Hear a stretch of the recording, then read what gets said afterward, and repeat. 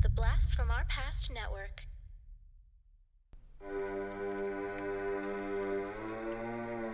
Lock your doors, close your windows, turn out your lights, for chills and thrills await you. It's time for Podcasting After Dark with your hosts, Corey Stevenson and Zach Schaefer. Stay with a friend, say your prayers as grisly ghouls close in to seal your doom, and enjoy this bonus episode of Podcasting After Dark.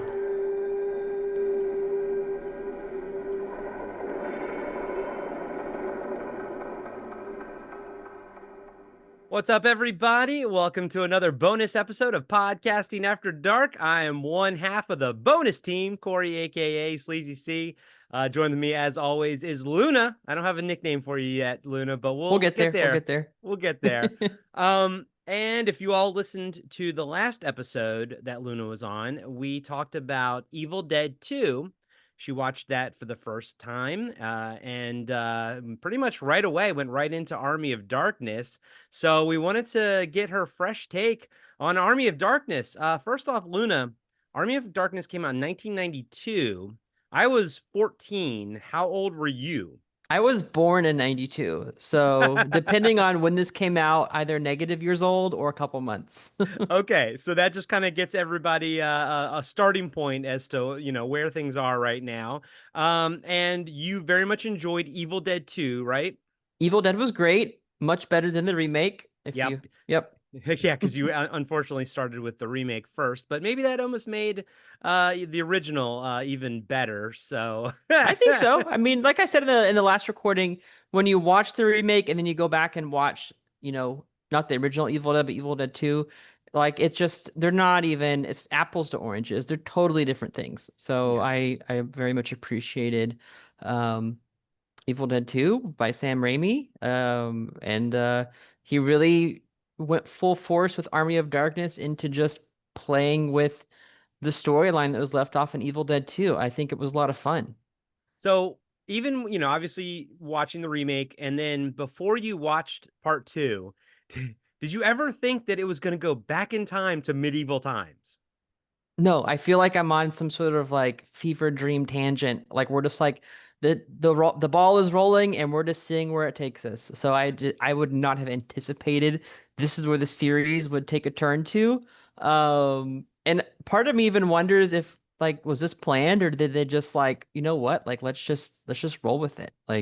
Well, I mean, you saw it in Evil Dead 2. I mean, yeah, obviously he goes back in time at the beginning of that. I don't know if at the time Sam Raimi had any intentions of finishing that or just sort of letting that, lay right there. But I mean, that's a bold choice to make with the ending of Evil Dead 2.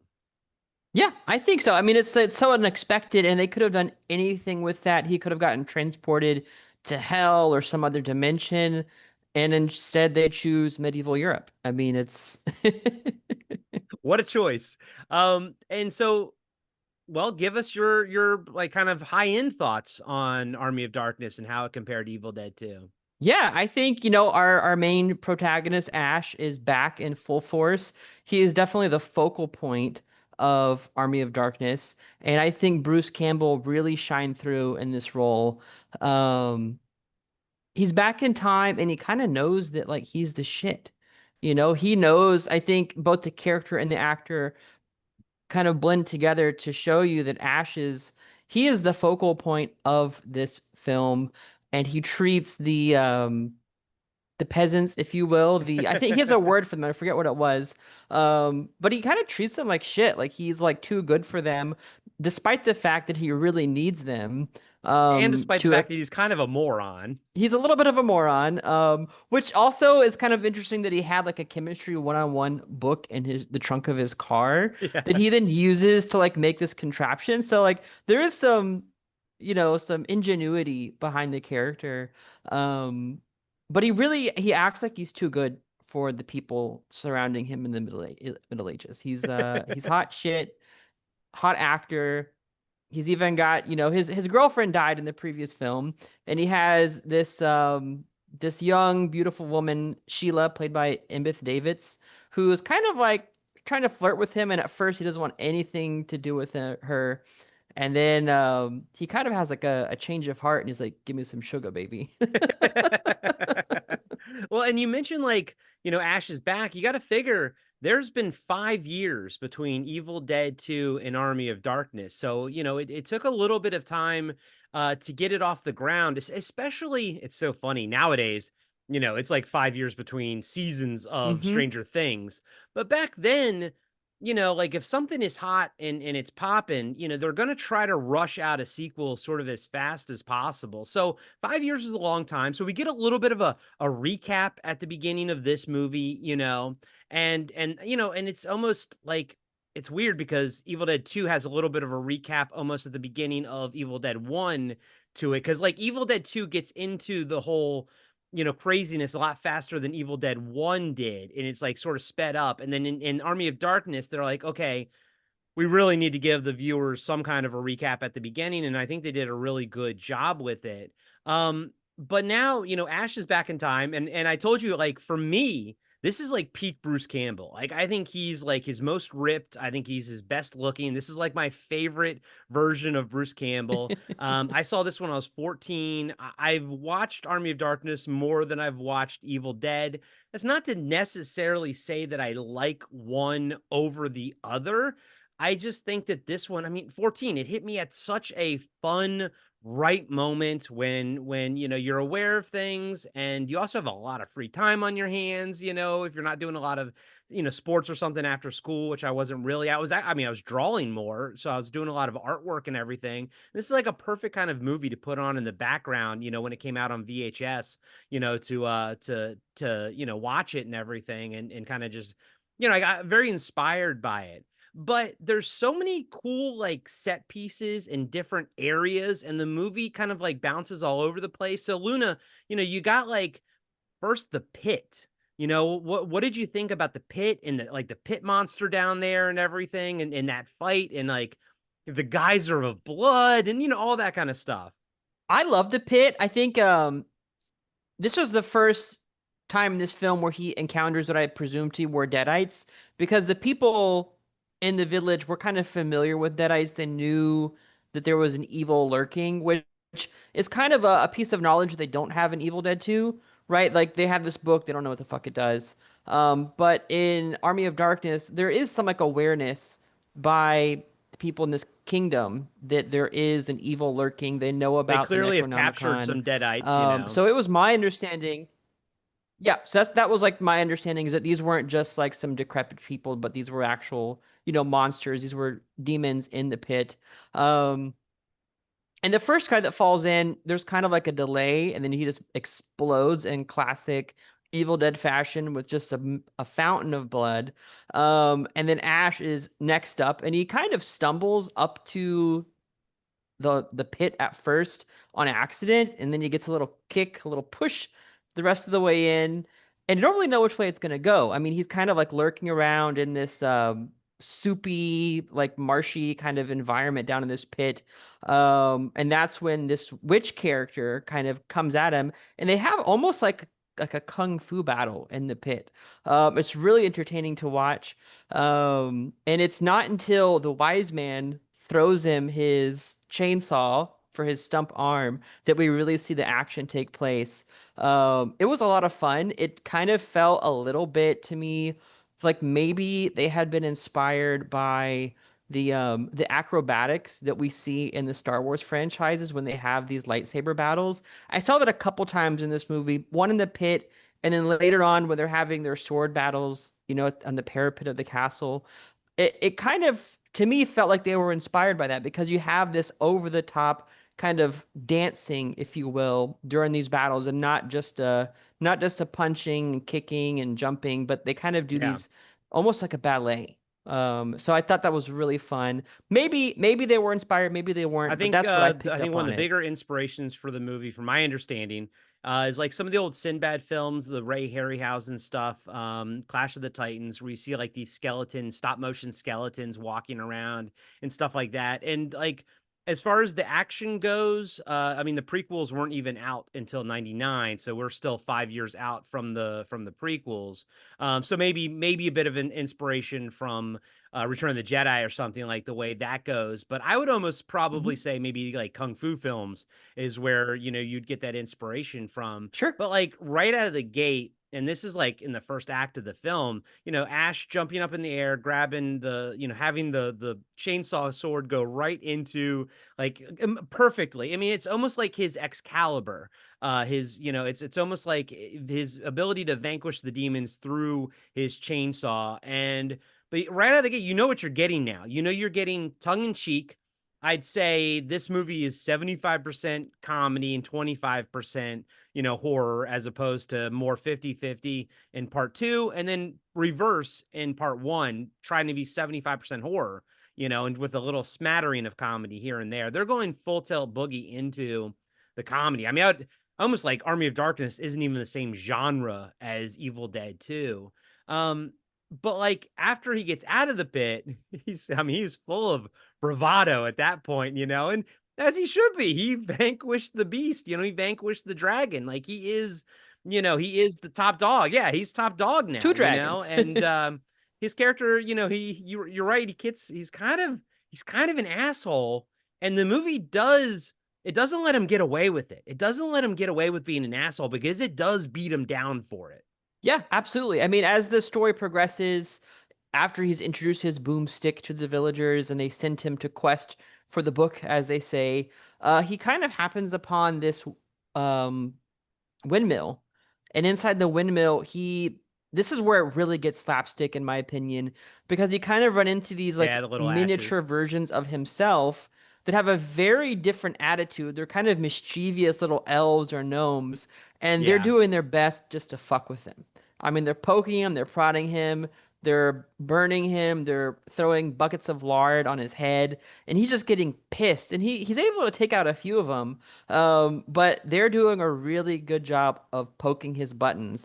And that's where I think it really gets away from any sort of like horror aspect and becomes full on comedy. And it's really fun, but it wasn't what I was expecting, but I really liked watching it. It's just like good old, like they were just rolling with these crazy ideas, whoever came up with them. Yeah, they were And it just Bruce works. Campbell and Sam Raimi, I think, are both big fans of Three Stooges and that sort of slapsticky type of humor. So you'll actually see a lot of the get Three Stooges gags and happening, and especially with the skeletons later. But how did you think the multiple evil ashes and everything and the little tiny ashes? How do you think, like, technically and visually, how do you think that held up in 2025? Visually for being a film from 92, I was pretty impressed. I don't know what the budget was for this film, but it didn't feel like they were held back by anything other than their imagination. Nothing looked half done. The practical effects, the stop motion skeletons, the makeup was all, for a 92 film was really believable. It helped you buy into the story. And I think when you have the skeleton army led by Ash's, if you want to say like evil twin, because it kind of like grows out of him. It starts as an eyeball in his shoulder, and then it's a head, and then it's a whole body, and then there's two of them fighting in the woods. And eventually he vanquishes his evil twin, puts him in the dirt, but he comes back later as sort of like the leader of the Deadites. And the makeup was really well done. I mean, it's kind of creepy, it's kind of spooky, but they're still very much playing into that slapstick kind of comedy aspect of the film. Yeah, it didn't feel like they were restricted by anything other than what they could come up with. Nothing was half-ass. Yeah. It's like they didn't leave anything like on the table. They're just like, sure, if you want to do it. If is Ash's face going to get sucked into a portal with him pulling it out and it being all distorted and long and him Yep. having to like spin his head around? It's like it's Looney Tune style cartoon stuff, happening. And as a kid, the first time I saw that, I didn't like know how, I did not expect that level of comedy to sort of come through, but I was never turned off by it. Now, that being said, I was never scared by the movie either. I do want to like get your take on like some one of the other fight scenes when he fights that she bitch, the witch earlier on. Like it's like right after the pit and then before he goes questing essentially. That lady, we Zach and I actually interviewed her. She's played by Patricia Oh wow. Tallman under heavy makeup. And Patricia Tallman plays Barbara in the Night of the Living Dead remake, but she does like her main trade in Hollywood was as a stunt person. So she did all of those stunts and everything and, under heavy makeup. But like, what did you think about just that fight in general? Was that exciting or like, was it silly? Was it campy? I think a little all of the above. It's definitely exciting, but it's also definitely very silly. And you're not expecting her to kind of like come at him. Like it kind of gives the illusion that the possessed witch was maybe just like some creepy old lady in the castle. And it's not until they really start fighting that you're like, oh wait, like she's possessed. So it kind of I always like it when films let you play with your imagination a little bit as opposed to just giving you the answer. So they make you ask that question like, who's this crazy witch, right? Like, is she just the castle decrepit woman, or is she a deadite? And so you have that question just for a second before they really jump into the fight scene. And she's kind of taken out everybody but Ash. I mean, despite looking frail, she's not frail at all. And I don't think it's until Ash gets his boomstick out Yeah. and kind of blasts her away that she falls over. And he kind of wins the hearts again of the castle people, despite being an asshole. He definitely has to earn the role of being the hero, the unsung hero that they kind of need. Yeah. Yeah. And speaking of unexpected stuff, did you expect him to get a robotic hand? That's where it got a little weird. And what'd you think of the camera work that Sam Raimi did when he was building the hand? How he did these like zoom in on all the parts and everything? I mean, I think it goes back to what I was saying that they didn't hold back. It looks believable, like the practical effects. I'm sure they did a really good job actually designing this hand. But I think that's where like he's kind of a doofus, but he still has like this chemistry one-on-one and like a physics book in the trunk that he gets out to help him like make these contraptions. So despite kind of being this bravado, macho guy, he's got some ingenuity behind him. And he kind of has I guess if you want to say like a steampunk element to this movie where he's making these mechanical devices out of whatever parts he has from the village people, but also from what he was able to bring with him to the portal that were in the trunk of his car. I mean, I get it practically. Like when you're making this movie, how are you going to have the actor have his hand in a chainsaw forever? It makes it so much easier for him to have that metal hand.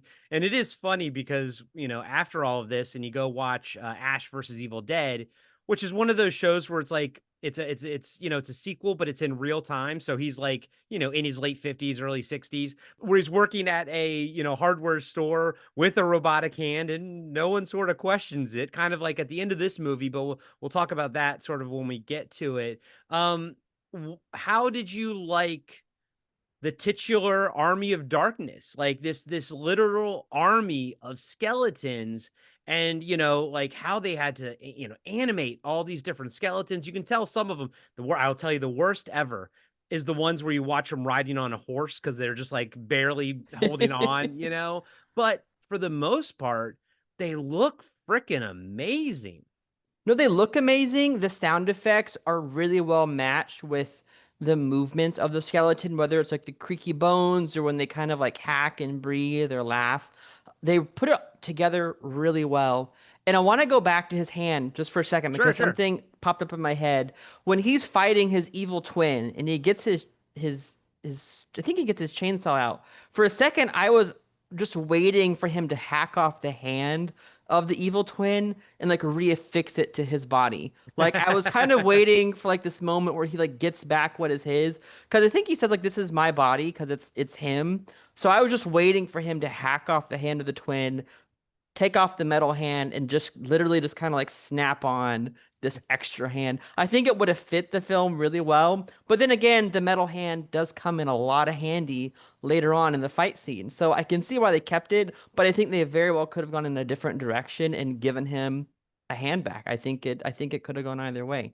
Back to the skeletons. Yeah, it's like they really pulled out all the stops. And like you said, there's some moments like when they're riding on horses and they're a little jerky. Because you can tell it's a 92 film. It's not 2025 CGI, but it works for the film because it's kind of a funny film. So Yeah. I think it doesn't take away from any of the enjoyment or the believability of the film. It just adds to the character. Yeah, because I mean, you're seeing it for the first time in 2025. Obviously, if this was done now, the skeletons would be done with CGI, and it'd be awesome. But there's something also awesome about all of those things being there on set. All of those skeletons being there. Being hit by rocks. Like I want to talk to you about the climactic battle, the siege. On the castle and everything. Like some of the skeletons are like getting, boulders dropped on them from the ramparts, and they're like screaming. One of them's like screaming as he's on fire and his jaw falls off and everything. It's like there's micro moments where you almost feel bad for the punishment that is getting doled out onto the skeletons. Well, Ash came up with some awesome weapons. I mean, he really worked with the village people. I think when the Deadites were coming, they have the scouts ride into the castle and they see like a two night ride. So like there's a little bit of time that happens like when he gets back to the castle before the battle kind of begins.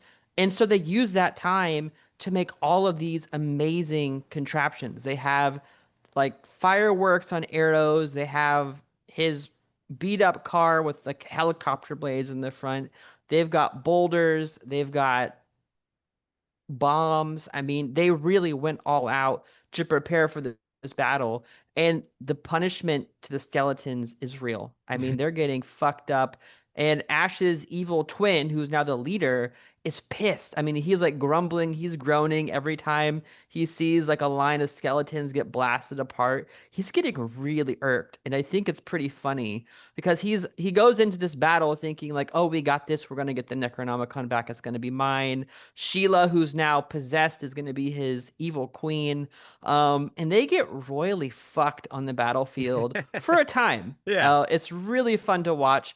And like you said, like even though this was, filmed in 92, these skeletons are getting crushed, cracked, blown up, and all of that happened, right? This was actually filmed. This was not produced just on a computer. These are real effects that they were filming, and it's really, really fun to watch because you don't really get that too much anymore because they're just going to animate it. They're going to do it on a computer, which has its place, but it's kind of almost like a lost art a little bit for these, practical effect artists back in the day to kind of use their ingenuity to come up with ways to make the story fun to watch and believable.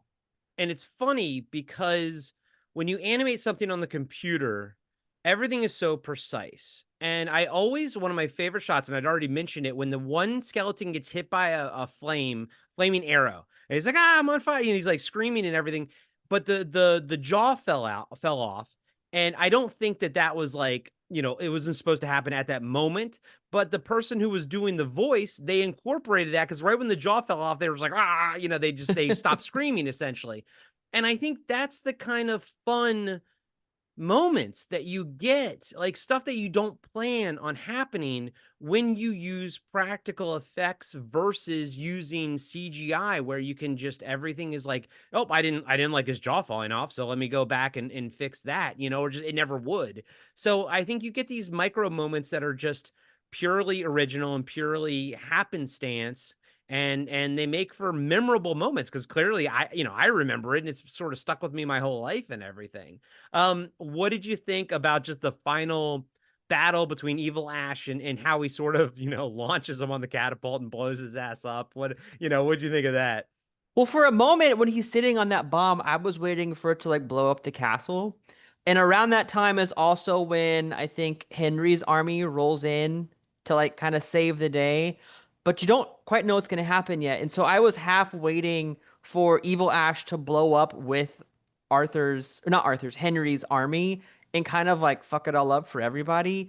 But he cuts the cord to the catapult, he flings into the air, beautiful fireworks in the sky, and he grabs the Necronomicon, and that's when you know, like, okay, like evil is vanquished.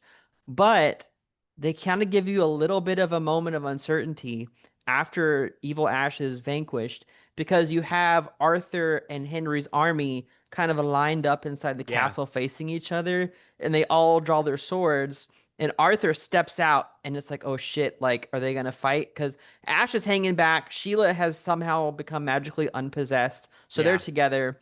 And then Arthur and Henry just embrace, and all the knights are just screaming and It has hooting a and heroic hollering. ending. It's a It fun does. heroic ending. Even though It's Ash is a moron, he did ultimately save the day. He did, but not without, trials and tribulations. Because, when he comes back with the Necronomicon originally, and the wise man is asking, "Did you recite the words?" And he's like, "Well, sort of."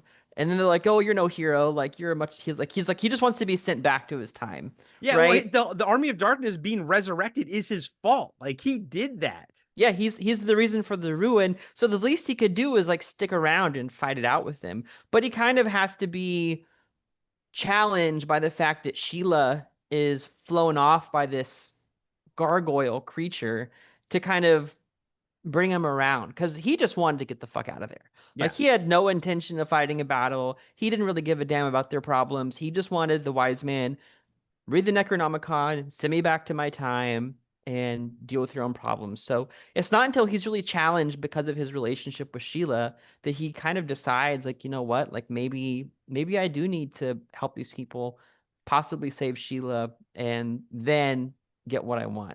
Ash is always thinking with his dick though. But in this case, it's to everyone's benefit, right? Right. Like, so thank God for Ash's hormones there. And what did you think of the ending? He goes back, to his time.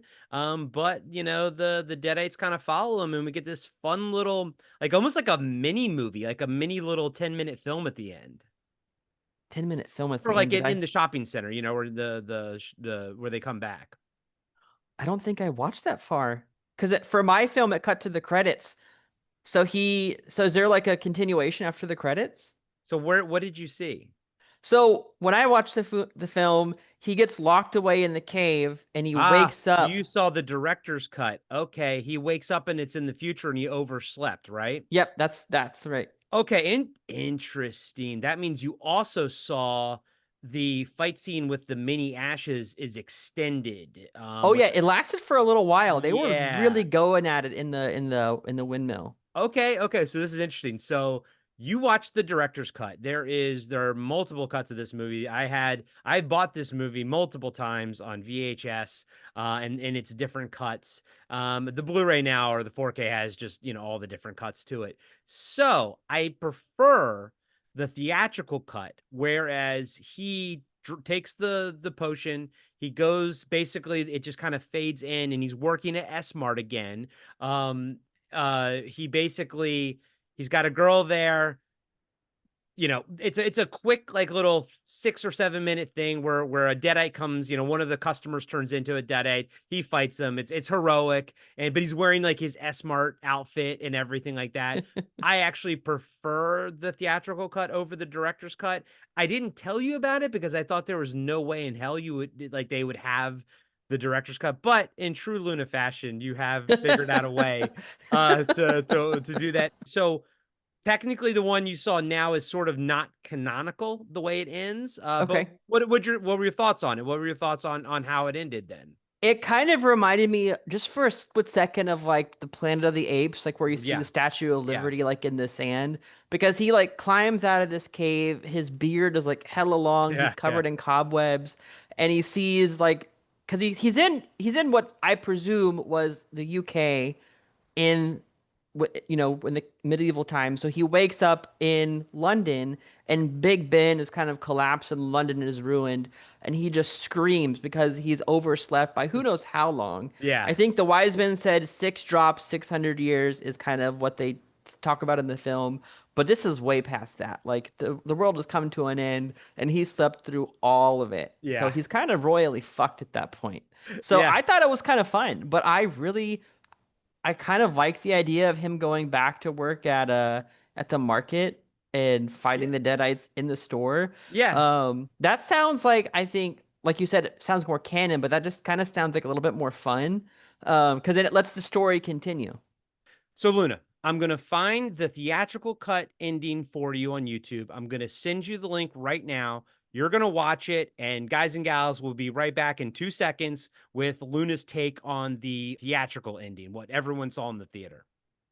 All right, Luna, so what did you think of that? Okay, so I think the theatrical ending, if you're gonna watch either one, watch the theatrical ending. It gives you just a little bit more to play with than the director's cut. 'Cause it's classic Ash. He's kind of bragging about his story that nobody believes him, that he could have been a king, which was definitely not the case. At no point does Of Arthur course or he's going to Henry. embellish. Of course he's going to embellish that. And then of course he fucks up again. And his friend's like, "Well, did you say the words right?" And he's like, "Well, kinda. I didn't get every syllable, but basically." And then of course, what happens? Back comes the Deadite. So I think it's really fun. Um, it's more slapstick. It's more action. And of course, he's thinking with his dick. He's got this beautiful girl. He's staring at her ass, and he's That's kind of it. saying, That's Bridget Fonda, by the way. Back in '92, she was pretty a pretty big deal. Or she was kind of like up and coming big deal. So like having her in this was like a very surprising little cameo for everybody. "Okay, I had no idea who she was, but she's definitely good looking, and I think Ash had some good taste." But he's kind of like saying he's king in his own way because he's able to get the ladies, right? Hail to the king, Even baby. hail to the king. For what I can't understand is why the hell he'd want to go back and work at the market again. I mean, I think he had it pretty sweet in the castle, right? Like they definitely saw him as a hero. He's got Sheila. He's got no modern problems. But he chose to go back and work at the market again, and that's kind of Yeah. he's doing his own little universe. But hey, I You think also it's don't fun. have you also don't have modern plumbing though. I will Or air say, conditioning. yeah, or air conditioning, all that kind of stuff. Yeah, yeah. And yeah, I think, moving forward, if you want to, um, yeah, that theatrical ending is very necessary for if you watch Ash versus Evil Dead, the TV series, because like it's almost like almost starts at the same point, even though it's like 30 years later and he's older. He's clearly has not really moved up in the ranks too much, and everything. And it's just I love it. I love that ending. And a lot of times we always, shit on producers for always ruining movies or whatever. But I think this was the one time. I mean, because the producers they gave Sam Raimi more money to go film this new ending because they didn't like his original ending. And I think this is one of the few times where I think they were 100% correct on that. Oh, I totally agree. I mean, the director's cut is kind of funny, but this, I mean, it just fits the story so much better. And it just, like you said, I love it when movies let you play with your imagination because now there's all these possibilities about like, well, what happens next in Ash's story. So I'll have to continue the series, um, and see Are where it you takes me. interested? Like, are you Yeah, I would interested like in to. just Yeah. because you can also, if you're ever, curious, you can always also just go watch part one, but moving forward, show why you have 3 seasons of the Stars TV show, which is the Ash versus Evil Dead. And they're like 30 minutes a pop at like 8 or 10 episodes a season. You can burn through it so quickly. Myra and I loved it so much. It's such a fun, I mean, it's fun. It's everything that the Evil Dead remake is not. That being said, I very much enjoyed Evil Dead Rise. It's still in the same universe. Ash, of course, is not in it, but it's a lot more fun than the Evil Dead remake is. And if you ever get a chance to check that out, I think it's really cool. But if you could only go one or two directions, I would say watch Ash versus Evil Dead because that show Okay. was it's a hoot. It's a fucking blast. And where that show actually ends, that I want to see and that I want to talk to you about. So if you do end up watching the show, we can come back on and talk about it. I'd love that. Yeah, I'll put it on my list. I've got a few other things that I'm looking forward to watching, but I will definitely put that on my list in the months to come, and maybe we can revisit this sometime in 2026. Yeah, I would look, and actually, that would give me a great reason to go back and rewatch the TV show before, if maybe if we do it at the same time or Yeah. something. Maybe we can even talk season by season or something. That'd be a lot of fun because, yeah, I would just love to have a reason to revisit it. So ultimately, are you happy to have Bruce Campbell, Ash, in your life in Army of Darkness and everything now? I'm just so glad that when I saw you, you encouraged me to watch Evil Dead 2 because I told you about the Evil Dead remake and it left a sour taste in my mouth, and I had no intention of watching these films until you encouraged me to do so. So you have a pretty good track record of recommending some stuff that I really like. I only And have one so really big miss. that's okay though. I mean, it's not going to be everything, right? We all have Yeah. different tastes. But no, I've really enjoyed this. I'm glad that Ash is definitely going to be up in my top superhero book now. All right. Well, that's awesome. Well, Luna, thank you so much again for taking the time out and watching the movie. And I'm glad you enjoyed it. Well, actually, let me end it on this. Uh, and I know they're apples and oranges, but do you have a preference, Evil Dead 2 or Army of Darkness? Oh, that's tough. I think if I can't answer that in an honest sense, because like you said, it is apples to oranges. I think if you want something that's truly funny, that's going to give you a good laugh, watch Army of Darkness. If you want something that's a little spooky and a little funny, watch Evil Dead 2. But better yet, watch both of them in order. I mean, Yeah. I think that's the best answer. Is It's a just watch solid double both. feature. Yeah, Yeah. that's what I would do.